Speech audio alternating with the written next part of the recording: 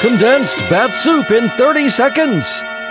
The following podcast features themes of racial and religious discrimination and political corruption. Listeners should be aware that some language used in the original broadcast includes slurs and prejudiced terms that were sadly common in the post-war era, but do not reflect our values today and are presented for historical context. While important to confront, this content may be upsetting. Listener discretion is advised. The following is transcribed. Welcome to Condensed Bat-Supe. Now with 66% fewer superheroes than our regular podcast, which makes Condensed Bat-Supe even less nutritious, but still just as delicious. We're featuring episodes of The Adventures of Superman without the Caped Crusaders. Tie on your capes for lots of dirty tricks, plenty of yellow journalism, and emotional manipulation galore. In this edition of Condensed Bat-Supe, we plow forward with Chapter 5 of George Latimer, Crooked Political Boss, as originally broadcast on September 9th, 1946.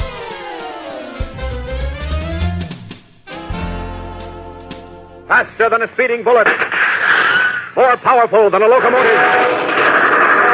Able to leap tall buildings at a single bound. Look, up in the sky. It's a bird. It's a plane. It's Superman. Kellogg's Pep. Pep. Kellogg's Pep, the Sunshine Cereal, presents The Adventures of Superman.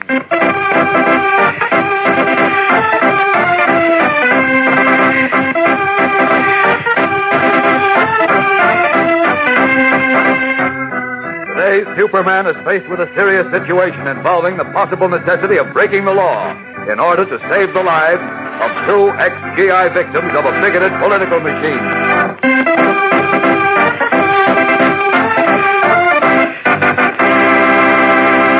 Hello there, gang. This is your pal Dan McCullough.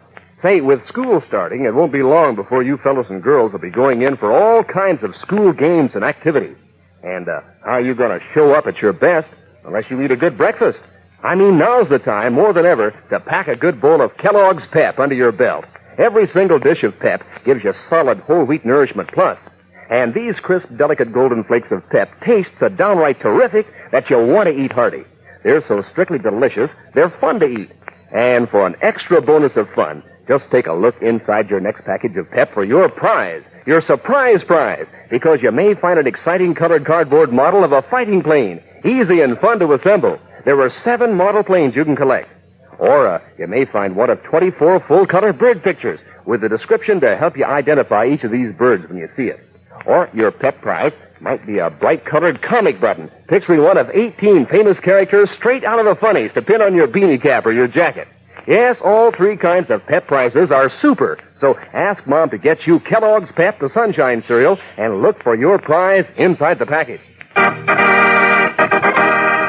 Now, The Adventures of Superman. Superman is face to face with the most difficult decision of his career. In the Metropolis Hospital, seriously wounded and near death, lies Joe Martin, war hero. In the state police jail is Sam Robbins, Joe's lifelong friend and war buddy, who is accused of shooting Joe during a GI demonstration at the state capitol. A demonstration against the governor, whom the veterans charge with practicing racial and religious discrimination in awarding state jobs.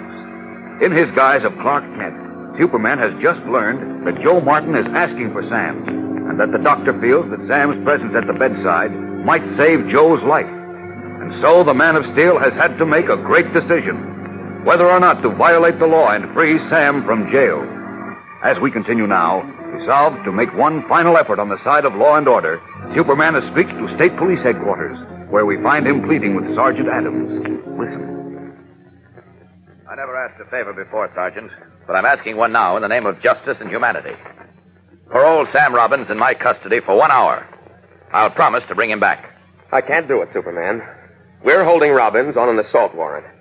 And if Joe Martin dies, Robbins will be held for murder. You'll be holding an innocent man. I don't think you know the details of this case. I know all about it.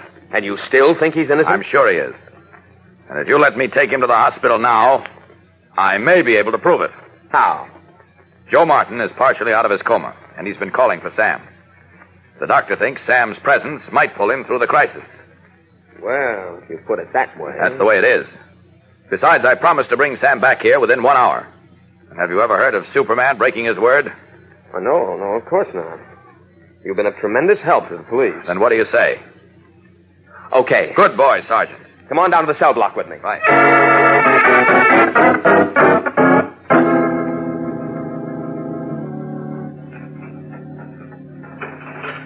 Come on, Hogan. Get that cell door open. There's something wrong with the lock, Sergeant. I've been meaning to report it, but... drat it. Key broke off in the lock. Oh, great. Now what do we do? It'll be an hour before we can get a locksmith here. Just my luck. Relax, Sam. I'll have you out in a jiffy. Mind if I bend a couple of these bars, Sergeant? I'll bend them back as soon as Sam steps out. Bend the bars? Well, yes. Quite simple. See? Leaping mackerel. Break them iron bars like they was pudding. Well, come on, Sam. Don't stand there with your mouth open. Move. Sorry, that trick kind of floored me. Me too. Now I'll just bend these bars back like this. Sakes alive, he did it again. Okay, let's go, Sam. Leaving State Police Headquarters, Superman picks Sam Robbins up in his arms. Then, up, and away!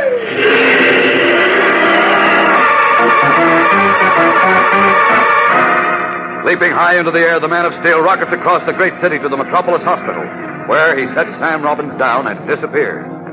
A few minutes later, once more in his guise and garb of Clark Kent, he noiselessly enters the room where Joe Martin lies. His voice weak and babbling, Joe speaks to Sam Robbins, who sits at the bedside, tears streaming unashamedly down his cheeks. Dr. Mitchell motions for Kent to approach. A nurse stands by alertly. You're here, aren't you, Sam? You're here, beside me. Sure, Joe. Sure, I'm right here. Those Japs and those mortars. I thought you were going to get it that time. Those nips get me? What's the matter with you, Joe? You know they haven't got our numbers. No, I guess not. I guess... He thinks we're back on Iwo Jima. We got cut off there on the beach, just the two of us. And some Jap mortars had us spotted and were heaving them over. Joe got hit in the leg and he couldn't run, so I had to go in after those Japs. Well, it wasn't anything. Oh, no? No. Joe thought sure I got it, and that's...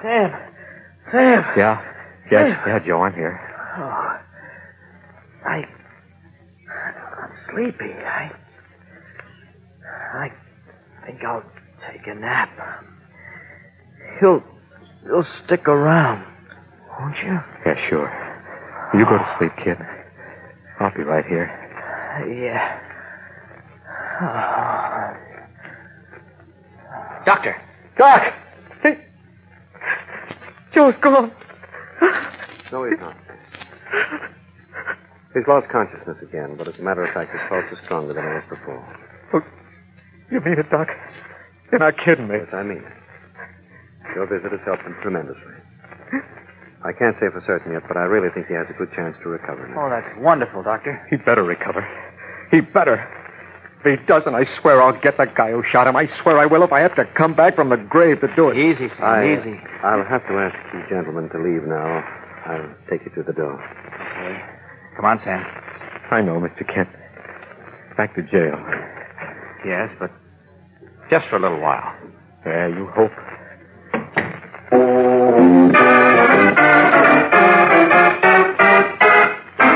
As Clark Kent escorts Sam Robbins back to jail, then leaves to resume his search for the unknown person who shot Joe Martin, a much different scene is taking place in the governor's office at the State Capitol building.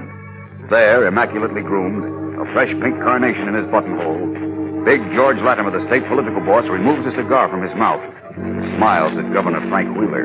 What are you looking so worried about, Frank? Everything's going fine. Fine. Are you kidding? No, of course not. Why, you must be. Have you forgotten that veterans demonstration here yesterday? Have you forgotten that one of the veterans, Joe Martin, was shot on the Capitol steps? Of course I haven't forgotten. That's why I say everything's going fine. I don't understand. Look, The veterans are a nuisance because they want jobs. We don't want to give them any. You mean you don't? You handle the patronage. All right, I don't. Because those jobs are for the party boys. Fellows who get the voters to the poll and get them to vote our way. Those are the fellows who got you elected governor, Frank. I know. What are you driving at? Just this. We don't have to worry anymore about the veterans putting up a stink. They fixed themselves yesterday. Fixed themselves? How? When Sam Robbins shot Joe Martin.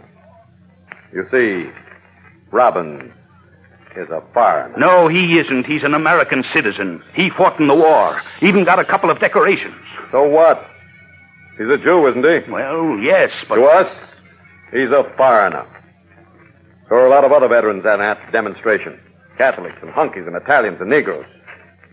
Dirty foreigners, all of them. That's not true, George, and you know it. Of course it's not true. Plenty of suckers believe it, and that's all we care about. So we show them a Jew who shoots his best friend who's a Protestant. That's the kind of guy who wants a state job for himself and for other foreigners like himself. But Sam Robbins doesn't want a state job. Plenty of newspapers who think our way, like the Daily Clarion, say Robbins does want a state job. And that he's the leader of these foreign veteran punks. That makes the job-hunting veterans look bad. We don't have to worry about them anymore. You get it? Yes, I think I do. It's kind of dirty, George. Dirty? No, it's just smart politics. Relax, Frank. All your troubles are over. Yes? What is it, Briggs? Excuse me, sir, but this telephone message just came from Mr. Latimer. Party said it was urgent. Me? Let's have it, Briggs. Here you are, sir. Will that be all? Yes, thanks. Good Lord. No. What is it, George? Bad news, Frank. Bad news for me and for you. His florid face paling, big George Latimer reads the message again, as if hoping his eyes deceived him. What is in the message? We'll be back in a moment to find out, so stand by. Say, gang, isn't it swell to know that you can collect not just one prize, but 49 different top-notch prizes right in packages of Kellogg's Pep, the Sunshine cereal? Sure, you'll find a prize in every package. And there are 3 different kinds of prizes you may find there. For instance, you may find one of 18 different comic strip buttons, each picturing a favorite comic strip character. Or you may find a colored cardboard model of a fighting plane, one of 7 exciting plane models in the series. Or you may get a beautiful full-color bird picture from a series of 24, each with a description so that you can make like you're a bird expert from way back. That makes 49 different prizes you can collect. And that's only a part of the fun in Kellogg's Pep. Think of the good eating fun in those crisp whole wheat flakes, all crammed with keen, catchy flavor. I mean, Pep's delicious, a prize in itself. Yes, sir, a dish of Pep the Sunshine cereal is strictly on the terrific side. So speak to Mom about it today. Ask her to get you a supply of Kellogg's Pep from the grocer first thing tomorrow. And remember, look for your prize inside each package of Pep. Governor Wheeler's office in the state capitol. A message has just been delivered to big George Latimer, the state political boss. Latimer pales as he reads it. This is bad news, Frank. Bad news for me and for you. Well, what is it, George? From the Metropolis Hospital. Told them to keep me posted on Joe Martin's condition. They say Martin's past the crisis and should recover. Well, that's fine. Why do you call it bad news? You fool. Didn't I just tell you the only way we can get those veteran punks off our necks is by making them look bad? Why, yes, but, well, they still look bad, don't they? Robbins shot Martin, and even if Martin recovers... You say Robbins didn't shoot him. But I thought you said you saw him pull a gun and it was found in his house. So what? Wait a minute, Ed. Do you mean you didn't see him pull a gun? What's the difference whether I saw him or not? I said so, didn't I? Everybody believed it. It's bad, Frank. We've got to do something. Do it fast. But quiet. Got to think. Yeah. I've got it. Get Briggs in here. Hurry. His pale, malicious eyes gleaming, big George Latimer paces the governor's office as he formulates a swift and evil plan to strike against decency. What does he intend to do? And how will it affect our friends? Tomorrow's episode is tense with action and excitement, gang, so don't miss it. Tune in, same time, same station. And remember, for breakfast, it's Kellogg's Pep. For excitement, the adventures of Superman.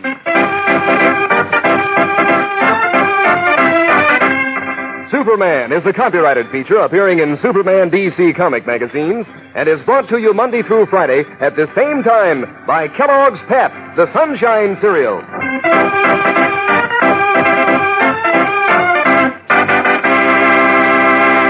Hey, gang, here's a winner in your list of famous names. It's Kellogg, the greatest name in cereals.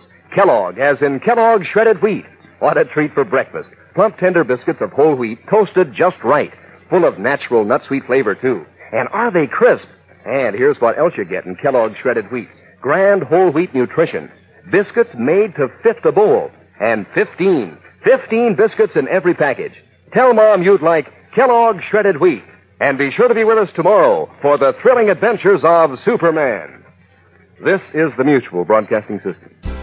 And now, faster than a speeding bullet, Condensed Bat-Supe proudly presents Chapter 6 of George Latimer, Crooked Political Boss, which was originally broadcast on September 10th, 1946. Faster than a speeding bullet. More powerful than a locomotive. Able to leap tall buildings at a single bound. Look, up in the sky. It's a bird. It's a plane. It's Superman. Kellogg's Pep. P-E-P, Pep. Kellogg's Pep, the Sunshine Cereal, presents The Adventures of Superman.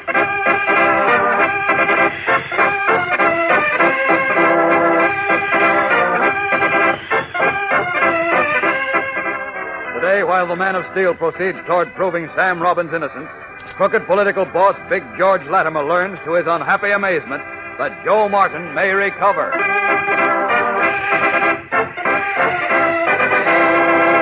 Hello there, gang. This is your pal Dan McCullough. Say, which would you rather collect? Model airplanes, full-color pictures of birds, or comic buttons to pin on your jacket or your beanie cap? Well, you don't have to choose between them. No, sir. From now on, you can collect all three kinds of those swell prizes. Because right in your next package of Kellogg's Pep, the Sunshine Cereal, you'll find either a colored cardboard model of a famous fighting plane, one of 7 in the great Pep Air Fleet, or you'll find one of 24 beautiful color pictures of birds with a full description so you can identify these birds anywhere. Or you'll find one of a grand series of 18 colored comic buttons with characters straight out of the funnies. There's one or the other of these keen prizes in every package of Pep. Just as if Pep's golden crispness and sunny flavor weren't a prize all by themselves. Why, Pep's so strictly terrific tasting that a bowl of those crunchy golden whole wheat flakes makes breakfast a regular fun feast. You get that catchy Pep flavor, and bingo, your spoon just naturally dips down on your dish for more. So for an all-round prize breakfast dish, ask Mom to get you a supply of Kellogg's Pep first thing tomorrow. Now, the adventures of Superman. Sam Robbins, a war veteran, has been accused of shooting Joe Martin, another veteran and his best friend, during a GI demonstration against Governor Wheeler, whom the veterans charge with practicing racial and religious discrimination in awarding state jobs.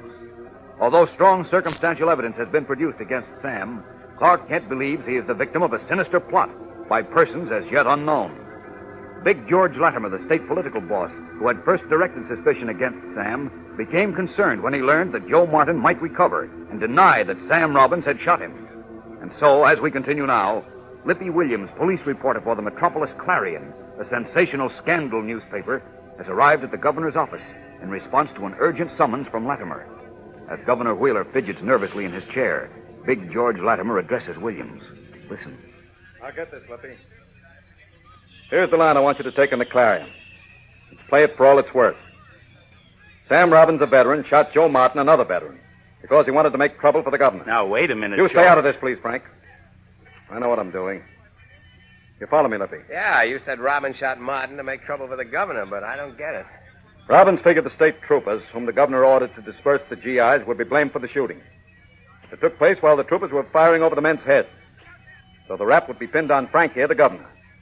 See? Sure, I see that, but why should Robbins want to make trouble for Governor Wheeler? Because Robbins is a foreigner. And that's what the foreigners want. To stir up a lot of trouble and then start a revolution to change the government. Oh, you know that isn't true, Joe. Will you stay out of this, Frank? Of course it isn't true. But if we make enough people believe it... Just a minute, Mr. Latimer. You said Sam Robbins was a foreigner, but you're wrong. He was born right here in Metropolis. So what?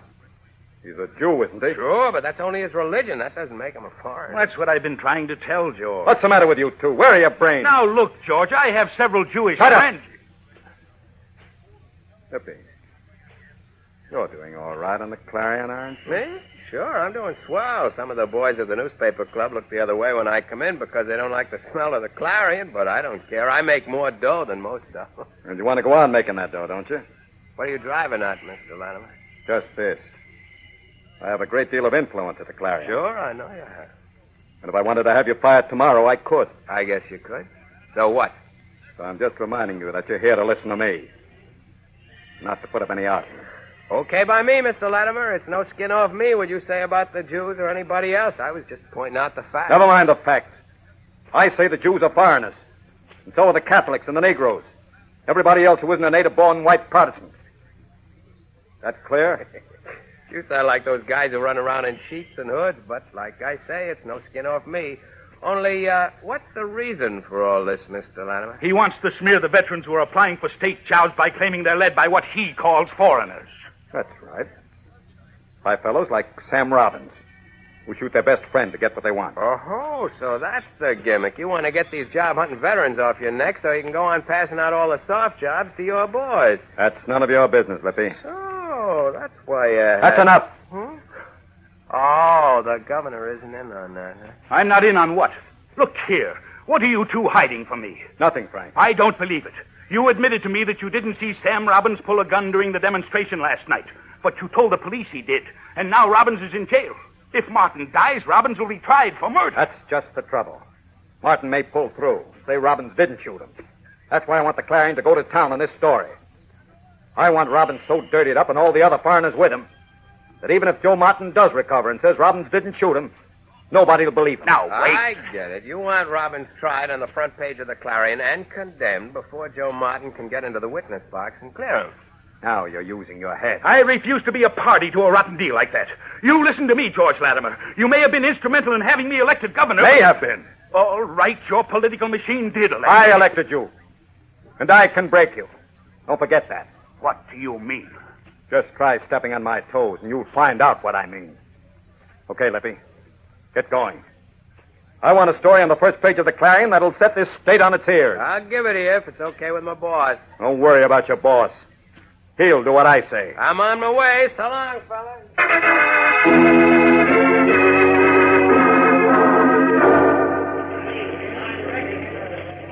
Come into my office, Kent. I want to talk to you. Okay, Chief.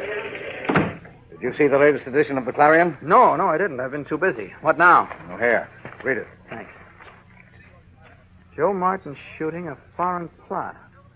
Radical veterans led by Sam Robbins scheme to force resignation of courageous Governor Wheeler. Well, of all the... Go ahead. Go ahead. Say it. Of all the dirty, lying, yellow journalism, this takes the cake. Yes, it certainly does. Well, great Scott, Chief. Calling Sam a foreigner, implying he shot Joe Martin as part of a foreign plot against our government, that'll stir up public opinion against Sam. And against all the other veterans who want state jobs. There's more to it than that, Chief. What do you mean? Well, in the first place, the Clarion is practicing an old and rotten strategy. To try an accused man in the press before his trial in court comes up, so that the public and prospective jurors are prejudiced. I see what you mean. Yes, and also, this looks to me like a deliberate attempt to fan the flames of religious and racial hatred. Clarion makes a great point here, the fact that Sam Robbins is a Jew and Joe Martin a Protestant. No, I think that's only incidental. No, I don't. Matter of fact, I think that... Great Scott. Well, what now? I just remembered something. Something that may be very important. What? Look, Chief, I was supposed to meet Ben Thompson, the lawyer we hired to defend Sam Robbins, at State Police Headquarters. Yes? Please call him, will you, and tell him I'll be late. As a matter of fact, I may not be there at all. Well, why not? No, wait a minute. Where are you going? The Clarion just gave me a lead. It may clean up this whole dirty mess before any more harm is done. But wait. So long, Chief. I'll see you later. Leaving Editor Perry White shouting after him, Clark Kent hurries through the Daily Planet city room to the elevators. What is the important clue he says he has just found? We'll return in a moment for the exciting climax of today's episode. So stand by. Hey, gang, from me to you, here's a tip. Whatever you do, give yourself plenty of time in the morning for breakfast so you don't have to rush eating your Kellogg's Pep. Why, it's so good that you want to get the full golden toasted flavor in every spoonful. Yes, sir, you don't want to skip one bit of fun of eating those crisp, catchy flakes of whole wheat. So tomorrow morning, just hitch up your chair and settle down to some mighty smooth eating with Pep, the Sunshine cereal. Is it delicate and light? Does it taste terrific? And you get a swell surprise when you see the nifty prize in each Pep package. A real surprise of a prize. Could be you'll find a model fighting plane in colored cardboard, one of 7 great Pep planes you can collect. Or it could be you'll find one of 24 new full-color bird pictures with a description on the reverse side so you can identify these birds in the air. Or could be your next Pep prize will be one of 18 bright-colored comic buttons sporting a famous comic strip character like Orphan Annie or Moon Mullins or Superman himself. So start collecting all 3 kinds of those keen Pep prizes. Ask Mom to get you a supply of Kellogg's Pep from the grocer tomorrow. In an American Legion post not far from the Daily Planet building, 100 recently returned veterans of World War II are holding an angry meeting. Most of them had participated in the protest demonstration at the state capitol the preceding night. Now 2 of them, Eddie Kane and Bob Sloan, are on the platform. Kane holds a copy of the Metropolis Clarion aloft as he addresses his fellows. What's cooking now, Eddie? You all saw what the Clarion says about Sam Robbins and about us, didn't you? The Clarion says Sam is a foreigner. And it says most of us who were at the Capitol last night are foreigners. Suicide! I hope that story was right here at home when Sam and the rest of us were doing his fighting. Are we going to let them say this about us? Are we going to let them railroad Sam to the chair when we all know he didn't shoot Joe Martin? All you guys feel that way about it? Okay. What are we going to do about it? We'll do plenty. You said it! Same thing the GIs did in Tennessee when those dirty politicians down there tried to push them around. Now you're talking! Wait a minute, fellas. Wait a minute. I guess we all feel the same way about this. So I move we march down to the state police barracks, all of us, and take Sam out of jail.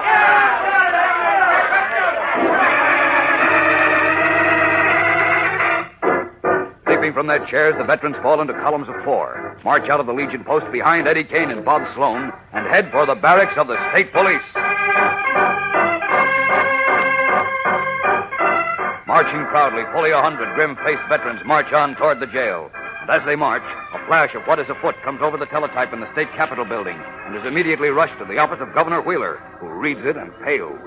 Quickly, he reaches for his telephone, dials the private number of big George Latimer. George, the veterans are marching on the state police barracks. What? Yes, I got the flash on the teletype from headquarters. They must be going to release Sam Robbins. What'll I do, George? What'll I do? Do? Why, nothing, of course. Nothing? What do you mean? There'll be a riot. Men will be killed. Sure they will. That's fine. Fine? George, are you crazy? Not at all. This is going to work out even better than I expected. What? That Clarion story must have done the trick. But George... Listen, Frank. Use your head. The veterans are taking the law into their own hands. That proves what we said in the Clarion. That they're hotheads. Led by foreigners who want to make trouble. Oh, you mean... I mean that after tonight we'll never have to worry about these veteran punks again. Or about Sam Robbins either. This is wonderful, Frank. Wonderful. Chuckling, big George Latimer, state political boss and man of hate, assures Governor Wheeler that the veterans who want only justice are cooking their own goose. And cooking it better than Latimer could ever cook it for them. What will happen at the state police barracks while Clark Kent, unaware of this latest and dangerous development, pursues a newly found clue which he hopes will clear Sam Robbins? Tomorrow's episode is swift and exciting, so don't miss it. Tune in, same time, same station. And remember, for breakfast, it's Kellogg's Pep. For excitement, the adventures of Superman.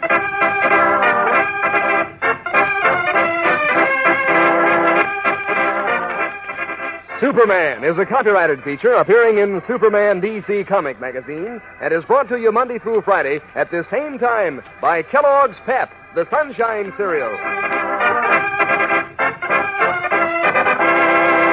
Say, gang, I know you know loads of famous names, so you're sure to know Kellogg, the greatest name in cereals. But do you know that swell breakfast treat, Kellogg Shredded Wheat? It's delicious.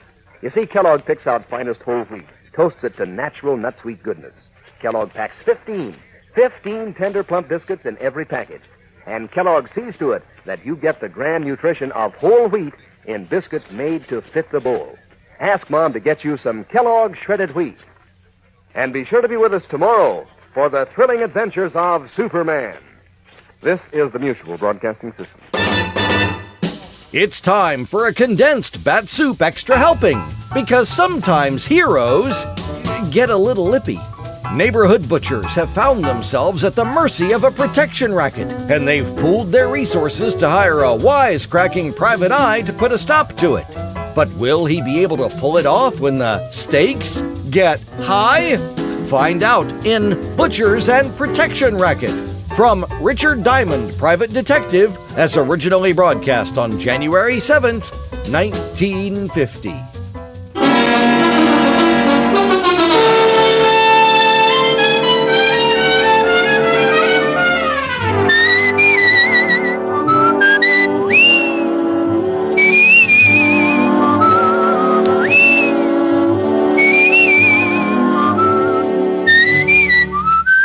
Here's Dick Powell as Richard Diamond, Private Detective.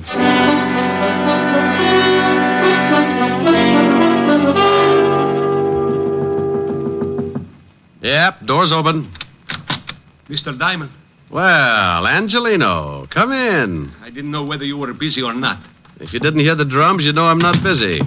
Drums, Mr. Diamond? Well, it's sort of a ritual, Angie. Every time I get a paying client, my landlord offers up his thanks to the goddess of joy. Plays an old bongo and turns on the heat as a kind of sacrifice. I see. Oh, no, you don't. You're too normal. What's the trouble, Angelino? The pig's knuckles in your butcher shop got arthritis? You always with the kidding, Mr. Diamond. Yeah, that's the kind of a hairpin I am. Hairpin? Angie, you got something on your mind. Forget my little asides and let's have it.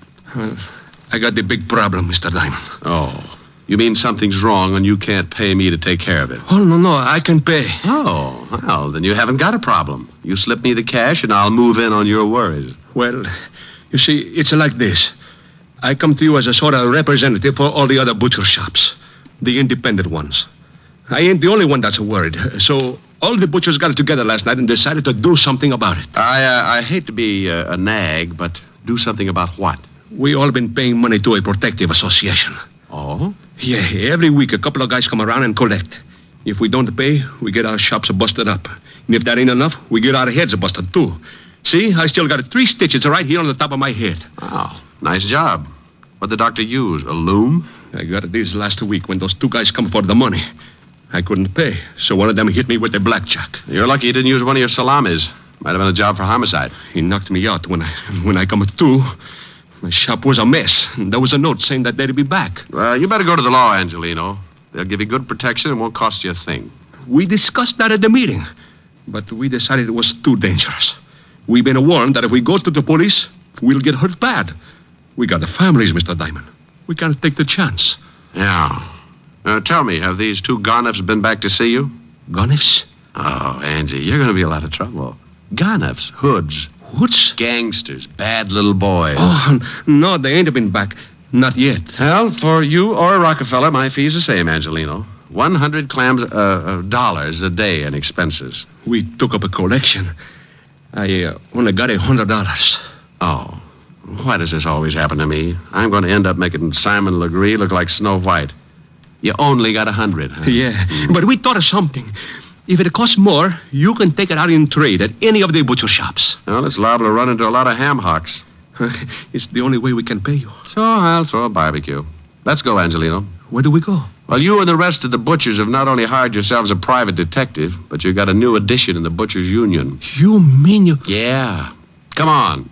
I want you to show me how to carve a lox.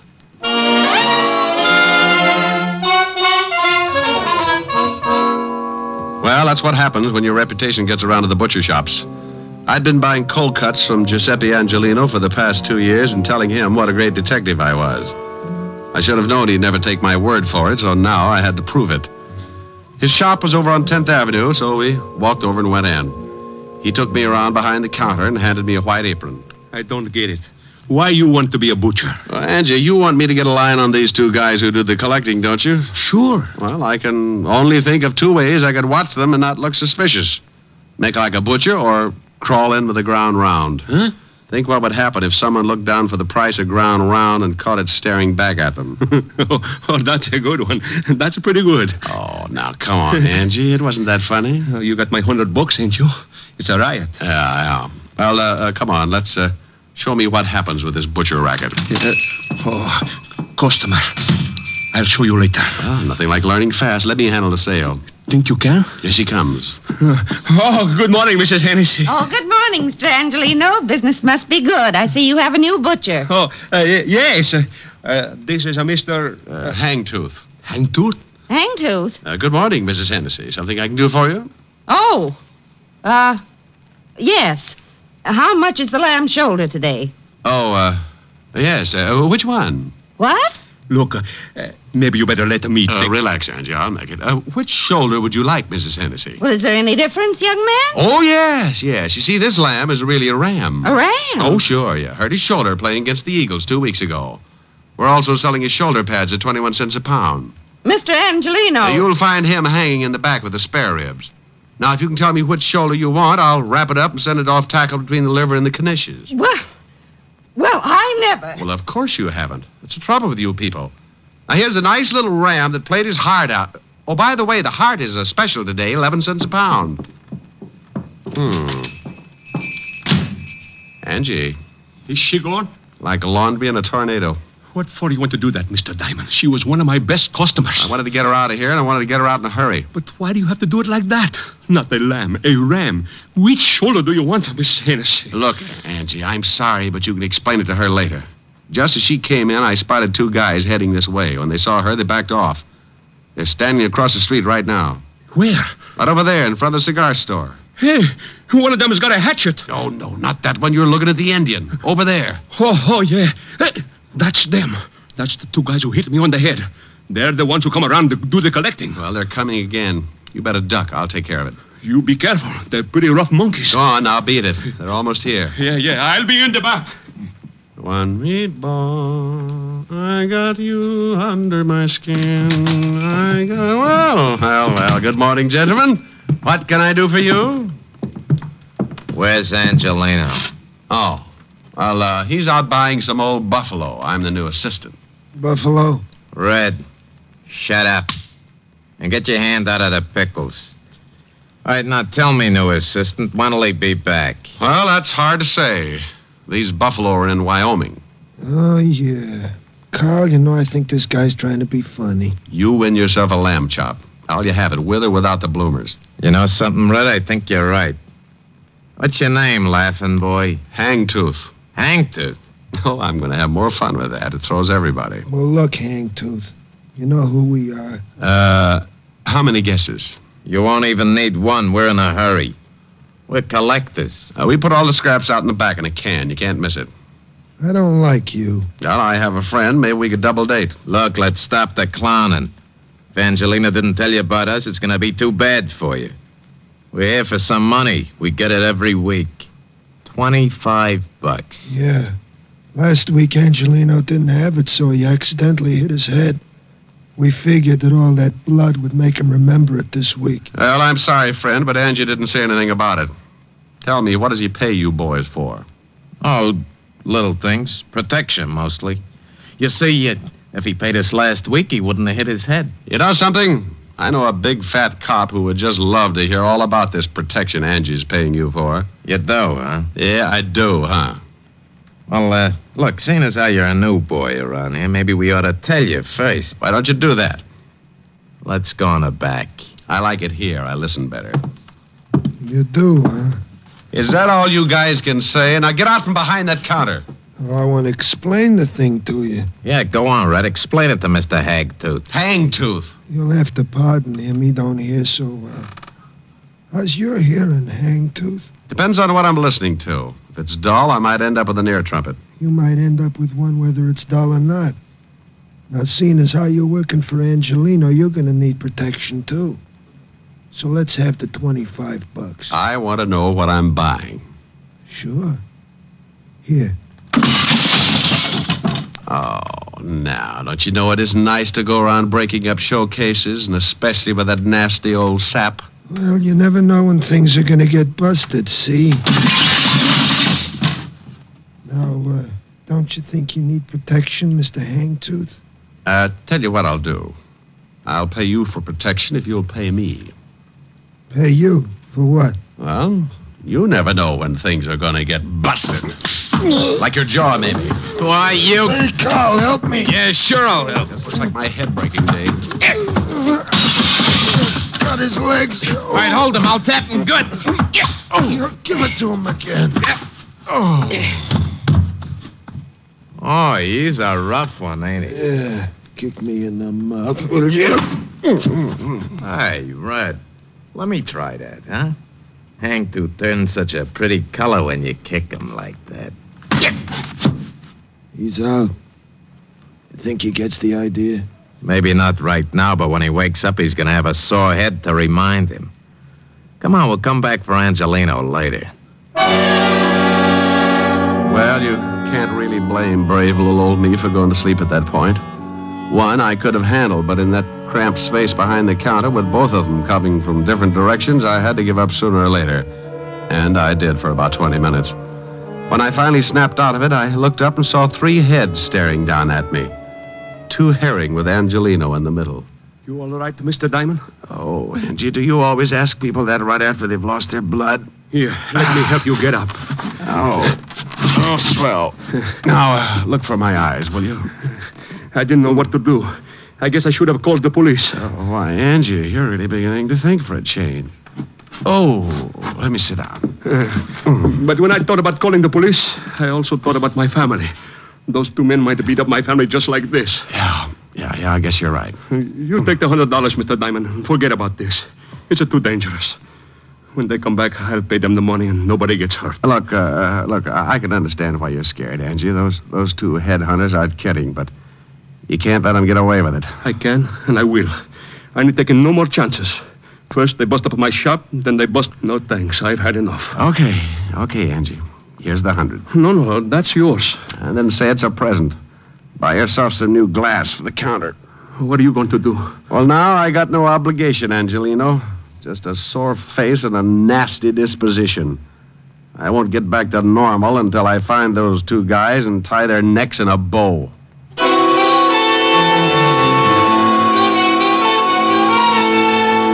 I left Angelino's shop and headed for the 5th Precinct Police Station. I wanted to look up 2 sure bets for the police gallery. One named Carl, the other Red. 2 guys who went around scaring poor little businessmen like Angelino. By the time I reached the station, the aches from the beating were making me very unhappy, and when I walked into the squad room, I spotted something that didn't make things any better. Yeah, what do you... Holy cow, Diamond. Well, Otis, I'm glad you noticed. It means I put myself together all right. What's the matter with your voice? I got a cold. Sounds like you swallowed a rattlesnake. Yeah? Well, what happened to you? Oh, don't be silly. I always bleed just before lunch. Yeah, how'd it happen? It wasn't easy. Is the lieutenant in? Sure, go ahead. Thanks. Say, Otis, when are you going to start shaving in the morning? Why? What's wrong? Your 5 o'clock shadow is 4 hours fast. Oh. Hello, Walt. Now you listen to me. Wow. You like it? What hit you? Wait till the bruises show up. I come on in Technicolor. Someone sure did a good job. Now, that someone is 2 guys. One named Red and the other Carl. Red, then Carl. Yeah. I got closest to Red. Name matches the hair, busted nose, about 190, and very nasty with a sap. And Carl? Dark greasy. Well-dressed if you like the type. Big boy with a scar under his right eye. You sure pick 'em. You know them? Yeah, I think so. Here's one of them. Let's see. Yeah, you are so right. This is sweet little Carl, all right. Carl Tate, sort of a new boy, import from Chicago. Here's the other one. Yeah? Yeah, that's Red. They work together, a couple of muscle men. Red Dillon. Arrests all over the place. One conviction, assault with a deadly weapon. What'd they go after you for? They've been pulling a protection racket on some of the independent butcher shops. Who do they work for? They used to work for Jack Arnold before he got sent up. Well, I know they're not working this setup alone. It's too big. No, they wouldn't be. Hey, Tiny Easter's in town. Tiny Easter? Oh, used to be Arnold's right-hand boy. That's right. Came in about a month ago. I'd love to get something on him. Nobody has ever been able to nail him. Well, it adds up. He used to work for Arno, so did Carl Tate and Red Dillon. Now, if we can't pick him up just because two of his boys worked you over, I just say they weren't his boys. I don't want him picked up. I want Carl and Red. If Easter goes along with the deal, you can have him. And what are you going to do? Get cleaned up and pay Mr. Tiny Easter a visit. What's his address? Well, he's got an office on East 48th Street, 804. Thanks, Walt. Tiny's a bad boy. Well, I'll take along my 38 just in case I have to spank him. Bye. I left Walt and went back to my office. Took a clean shirt out of the closet and washed up. I locked up again, went down to the street, grabbed a cab. 20 minutes later, I was standing in the reception room of Tiny Easter's office. A big guy with a bulge under his arm was trying to be as unreceptive as possible. So you want to see Easter? You got an appointment? No, I haven't got an appointment. Now tell Easter I'm out here. What's your name? You're going to get hung up on this. What do you mean? The name's Hangtooth. Huh? Yeah, you see? Now make like an office boy and tell Easter I got a message for him from Carl and Red. You're a pretty fresh guy, ain't you? Yeah, and I'm going to spoil if I have to stand around much longer. You can spoil rotten for all I care. You ain't going to see Easter. He's busy. Okay.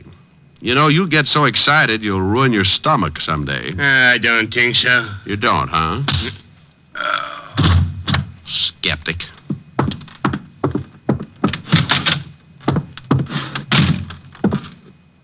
What do you want? I'm collecting scalps. Well, good for you. How'd you get by Lefty? He's tied up with a stomach ache. Swallowed a fist. All right, so you got muscles. Also, you got a pushed-in face. Lefty do that? Carl Tate and his blood brother Red. Oh? What'd you come to me for? They're working for you, aren't they? You smell like a cop. Name's Hangtooth. I doubt it. Good for you. I'd hate to go through that again. I'm a private cop. Why, not good for you. I was in a butcher shop when your two boys wandered in and started playing squash with me. I don't like to get pushed around, Easter. And I don't like your racket. I want Carl and Red. And if I get you along with them, the state will hang a medal on me. Looks like you kind of got nothing to lose. Look at it any way you like. Now, what about your two playmates? Well, I don't know what you're talking about, Shamus. I never heard of those two guys. I don't think you understand, Tiny. I'm pretty mad. I'm going to find these two guys, and I'm going to do it even if I have to be unpleasant with you. Why, Mr. Hangtooth, what do you mean by unpleasant? You break a leg, that's unpleasant. Oh? Well, I got something in this drawer might change your mind. Yeah? Oh, my hand. Okay, a busted hand. Unpleasant enough? Take your foot away. You're breaking it in two. Drop the gun in the drawer. Okay. Now, let me explain it again. If you go out and shoot 12 people tomorrow, I'm going to be sore about it. But when you start intimidating a bunch of hard-working little guys and their families, I go off like a skyrocket. Then when a couple of your cheap gunsels push me around, I explode. Look, friend, I tell you, I don't know these guys. Look, Easter, please believe me. I don't know. You worked with him in Chicago. I'm telling you the truth, Easter. I'll work you over like an eggplant in a subway. Look, whatever your name is, I got boys. They'll take care of you. Who's going to tell them to do it? I am. With your mouth swollen shut? Now, where do I find Carl and Red? Golly, you knocked one of my teeth loose. Then I got 31 to go. I guess you really don't understand. Yeah, friend, I understand. Now, where are they? You still need some encouragement? No, that's all right. They're in a warehouse by the 14th Street docks. What warehouse? Rogers and Sons, big sign on the top. Mind if I use your phone? Yeah, go ahead, by all means. Don't you know it's not polite to listen, Easter? Well, what do you want me to do? Go to sleep.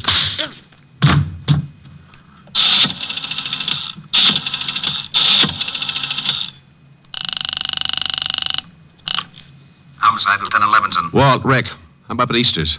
He let you use the phone? Yeah, he's asleep. I'm going down to Rogers' warehouse near the 14th Street docks.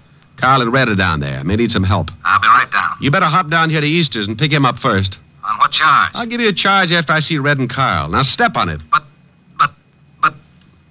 Contact. I left Easter's office looking like a second-class rest home and headed for the warehouse on 14th Street. It was getting late in the afternoon when my cab pulled up near the river and I got out. The cold breeze was kicking up little patches of white on the water, and a light fog was moving in from the Atlantic as I started toward a big building with a sign on the top that read, Rogers & Sons, Importing. The place was boarded up, but a window in the basement showed signs of recent use, so I jimmied it open and dropped down on the dark, cold pavement. I held my breath and listened. There was a radio playing from somewhere in the front of the building, so I started moving toward it. I went up a flight of stairs and onto the first floor.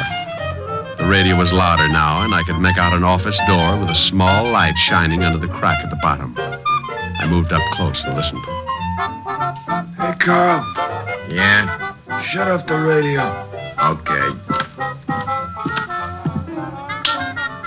What do we have to hide out in here for?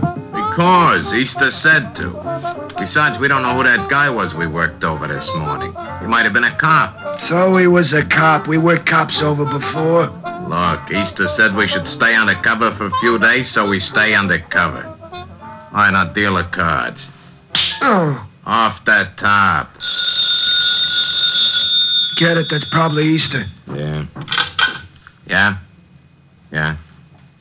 What? He did, huh? Hey, what's the matter? Boss! What's going on? I don't know. That was Easter. The guy we worked over was in his office, pushed him around, and now that guy's headed down here. We can handle him. Sure, but something's wrong. Just as Easter was going to say what to do, it sounded like he got into a fight. I heard some guy tell him to drop the phone. Hey, the cops. Yeah. Come on, let's get out of here. Yeah. Good afternoon, boys. Hangtooth. Hagtooth. Come back here, Carl. Help me. You shouldn't have pulled a gun, Red. Since when do you butchers carry rods? Since we get pushed around by guys like you. I'm going to go get your friend. You can't leave me. I'm shot bad. I can't take it back. The law will be here in a minute. You're a lousy butcher. I hope Carl pays you good. I'll see he gets a chance to try. I left Red lying on his face and ran toward the front of the building. The only way out was that window in the back, and Carl was sure to be hiding somewhere in the dark, hoping to get around me and head for the basement. There were a dozen places to hide in that warehouse, but I had one advantage. He couldn't see me any better than I could see him. I backed up against the wall. Come on, Carl. Red's hurt pretty bad. The law's on the way. You got to get me to get out of here. He was behind a pile of packing cases and had a big gun just to make things tougher. I eased along the wall, trying to get behind him when I suddenly bumped into something. I turned around and felt to see what it was. A ladder, straight up to the steel beams overhead. I put my gun under my arm and started up the rungs. It was tough climbing like that, trying not to make a sound and knowing all the time if he spotted me, I was an easy target. About halfway up, I stopped, held on with one hand, took off my shoe with the other. The idea was to drop the shoe, draw his fire, and nail him before he found out where I was. I dropped the shoe.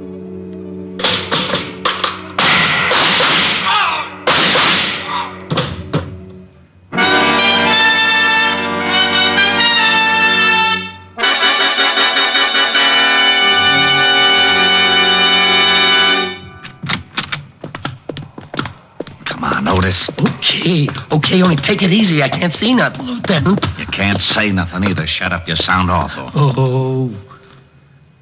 Rick. Walt? I hear him, Lieutenant. Hey. Huh? Here's some guy that's been shot. Now, Diamond's been around here, all right. Rick! Here, Walt. Up here. What? Where the devil are you? Up here on this ladder. There he is, Lieutenant. See? Where my flash is. Now, what are you doing up there? I had to get Carl Tate. He's over there behind those crates. Now get me down. Well, why don't you climb down? Whoa! Not in front of Otis. Oh, I forgot. Otis, go outside and call the fire department. Fire department? Yes, and tell them to bring a net. What? Will you get a move on? Oh, okay. Rick. Yeah? Now you stop that! Oh, okay. But it's so seldom that I ever get a good laugh at your expense. Okay. But you know this is a serious thing with me. How far up am I? I'd say about 40 feet. Oh. Now, take it easy. Just don't look down. Walt, Yeah? promise me something? I won't tell Otis. I'll say you got stuck up there. Thanks. What did you go up there for, anyway? I told you. I had to get Carl Tate. I just didn't think until I was up. Imagine the guy who shoots it out with two of the toughest torpedoes in town having a horrible fear of heights. Boy, if that isn't one for the books. You know, I'll never forget the time that little blonde trapeze artist got stuck. Walt? Yeah? I hate you.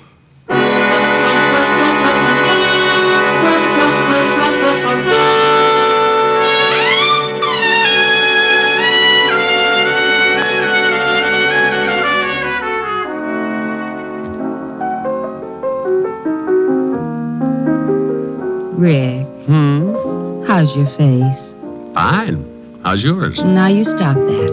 Oh, nice and soft. Rick. What's the matter? I'm just nuzzling a little. You're just nuzzling a lot. You want to nuzzle? You got to sing. Oh, no. No nuzzling. Oh, yeah. No sing, no nuzzle.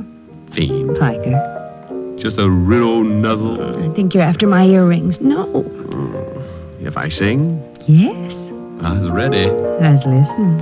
I will remember you in the silent and lonely night, and the memory of your smile will bring me back the light. I will remember you when the leaves lie upon the ground, with the memory of a kiss in summer found. When the winds of winter come crying through the darkness, your lovely voice will come to me. Even though in spirit across the miles that part us, crying I love you, I will remember you till the spring of another year, till I hold you close again. I will remember. Okay? Come here. Oh, wait a minute. Oh, now what? I just remembered. I got a surprise for you. Yeah? Got a new television set. Now you can watch the fights. Well, great. Where is it? In the den. But first you've got to do one thing for me. What's that? Well, the reception isn't very good yet. I called the repairman, but he said to check the aerial. He can't come over until tomorrow. I'll fix it. Where is it? On the roof. The roof? But be careful. You've got to climb a ladder to get to it. What's the matter? Look, Helen, wouldn't you rather... Fix the aerial first. First? First. Oh. Whom are you calling? Hello, operator. Give me the fire department.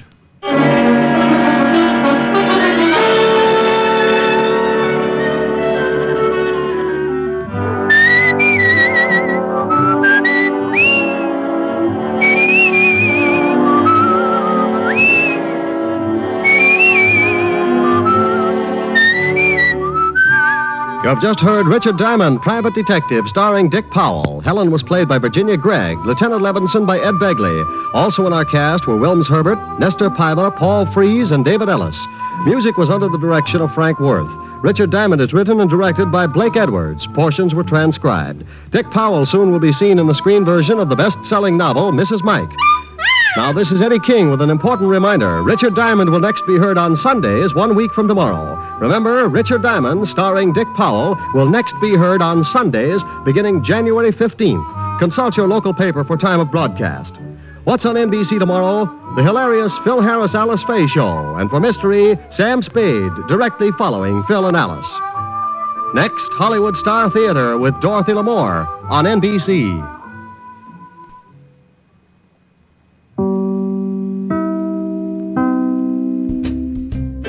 Well, that'll wrap up this episode of Condensed Bat-Supe, featuring 2 more chapters of George Latimer, crooked political boss from The Adventures of Superman.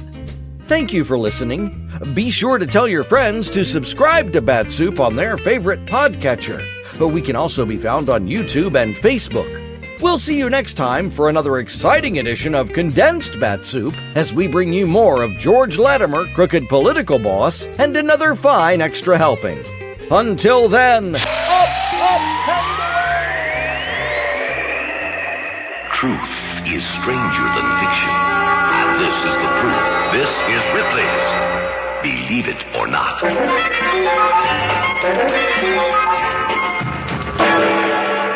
To Mrs. A.A. Bile of South Africa, a once-in-a-lifetime coincidence happened during World War II.